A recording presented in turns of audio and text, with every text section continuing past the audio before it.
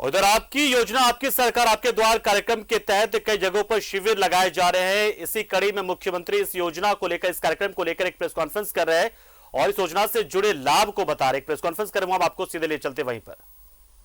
माहौल है, आपकी सदस्यता कभी भी जा सकती है। ये भी हो रहा है कि सरकार गिर भी सकती है।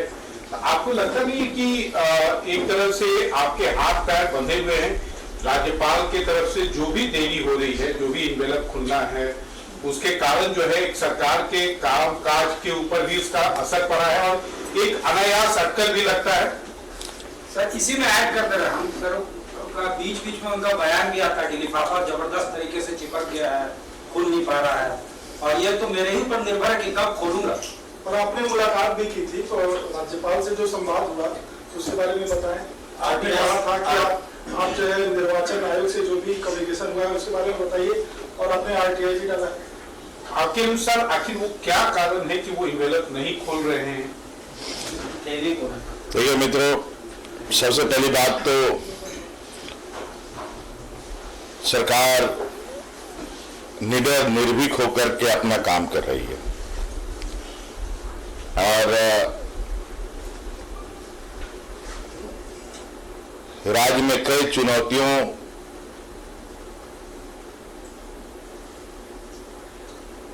को देखते हुए सरकार सभी चुनौतियों को और सभी बाधाओं को पार कर रही है।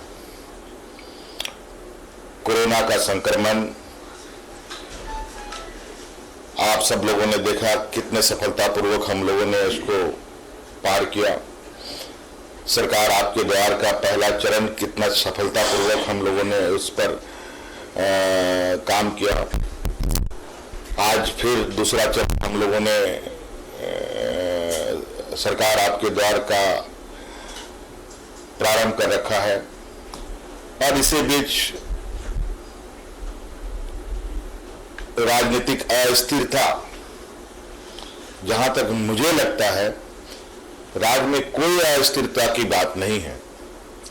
सभी चीजें सामान्य हैं और सामान्य रूप से चल रही है। अगर यह अस्थिरता होती तो राज्य के अंदर जो स्थिति थी, यह स्थिति है अभी। आज आप जाके देखिए, जिलों में जाइए, पंचायतों में जाइए, प्रखंडों में जाइए, क्या चहल पहल है।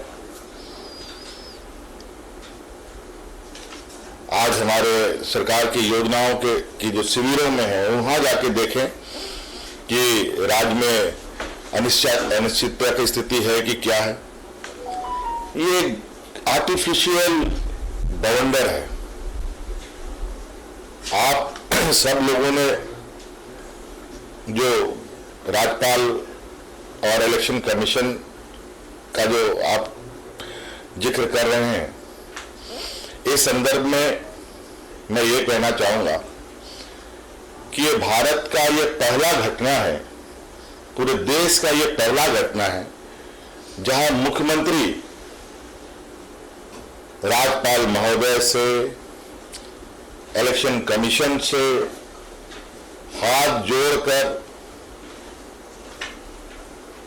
और लगातार विभिन्न माध्यमों से उनके दरवाजे पर जाकर के मुख्यमंत्री को क्या सजा मिलनी है, वो सजा देने की आग्रह हम कर रहे हैं कि आज हमारे लिए कौन सी सजा आपने मुकर्रर किया है। ये जो वातावरण तैयार आपको लगता है, ये वातावरण हमारे द्वारा तैयार नहीं किया गया, ये हमारे विरोधियों के द्वारा जो बेचैन आत्मा की तरह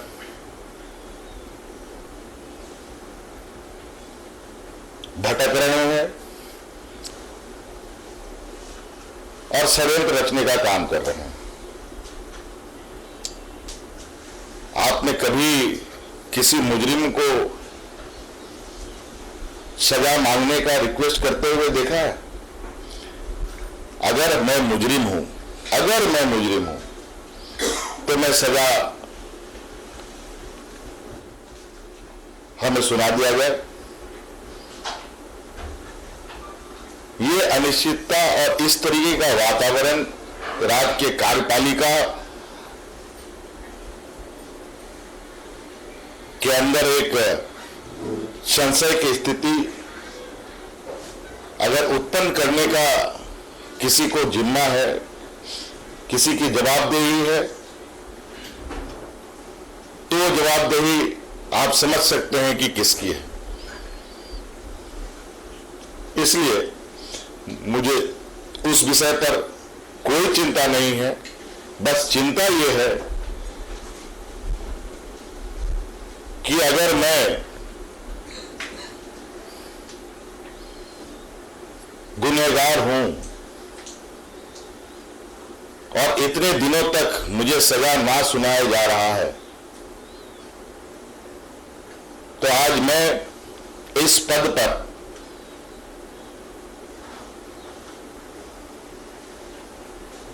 किस हैसियत से बैठा हूं, इसका जवाब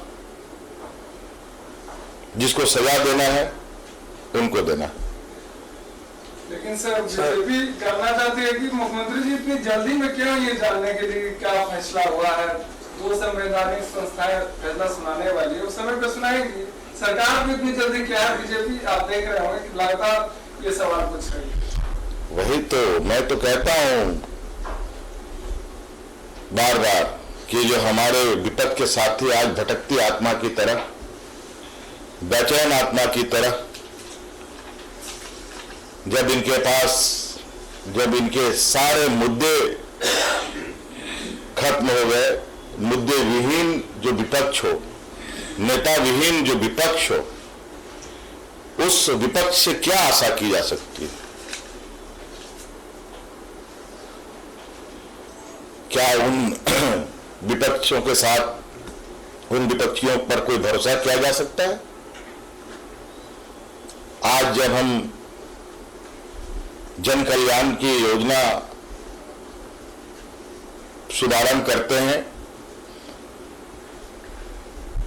जब लोगों को आमंत्रण करते हैं, तो ये अपने पार्टी ऑफिस में बैठ करके षड्यंत्र रचते हैं। अब इनके पास सरकार पर उंगली उठाने का और सरकार को घेरने का कोई मुद्दा नहीं। इनके पास अब एक ही सहारा है, एक ही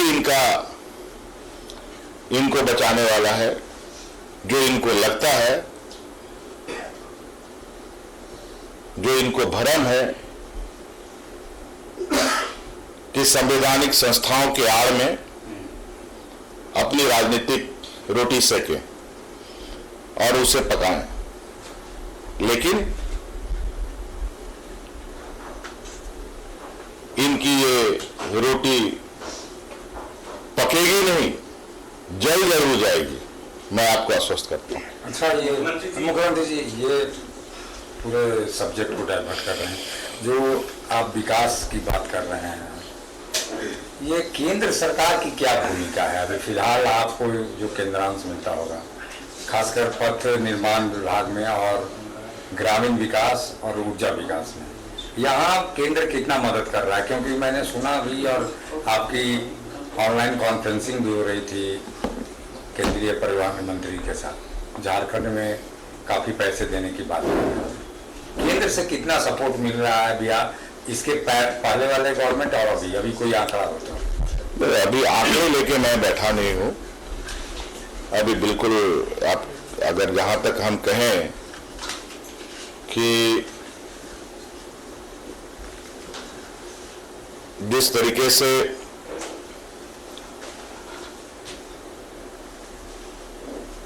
गैर भाजपा शासित सरकारों की स्थिति है, कमोबेश वही राज्य सरकार की भी स्थिति, हमारे झारखंड सरकार की भी। अभी जो मुझे जानकारी मिली है कि कुछ दिन पहले बिहार में जब डबल इंजन की सरकार थी, तो हर चीज बहुत अच्छा और स्मूथ चलता इनको लग रहा था। जब सरकार से आदरणीय नीतीश जी बाहर निकले तो मुझे जानकारी मिली है कि कई योजना और कई जो फंडिंग व्यवस्थाएं थी उसमें बड़ी तेजी से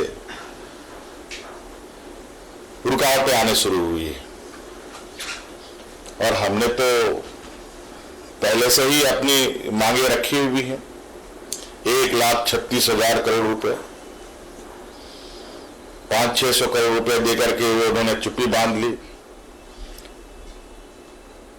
जब हमारा दावा सही निकला तो माननीय केंद्रीय मंत्री यहां आकर के 200-300 करोड़ रुपए दे करके उस हमारी लायबिलिटी को समयबद्ध चरणबद्ध तरीके से खत्म करने का हम लोगों ने एक सहमति बनाई, एक सैद्धांतिक सहमति बनी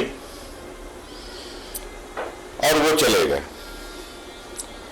और हमें भी काफी उम्मीद थी कि 1,30,000 करोड़ 36,000 करोड़ रुपए की जगह कम से कम 300 करोड़ रुपए 400 करोड़ रुपए से हमारा वो बंद दरवाजा तो खुला। लेकिन मुझे क्या पता था कि मंत्री जी यहां से वापस जाएंगे और वहां पर बैतालों का दरवाजा खोल देंगे, और लगे हैं बैताल दौड़ने हमारे पीछे। और अब तो जीएसटी का समय अवधि भी खत्म हो गया। जिस तरीके से नोटबंदी करके देश के लोगों को, किसानों को, मजदूरों को, आम नागरिकों को, middle class, lower middle class लोगों को भीख मांगने की स्थिति पर ला दिया, वैसे ही आज स्थिति है। रुपये के लिए केंद्र सरकार पर मोहताज होना पड़ेगा। लेकिन इसके बावजूद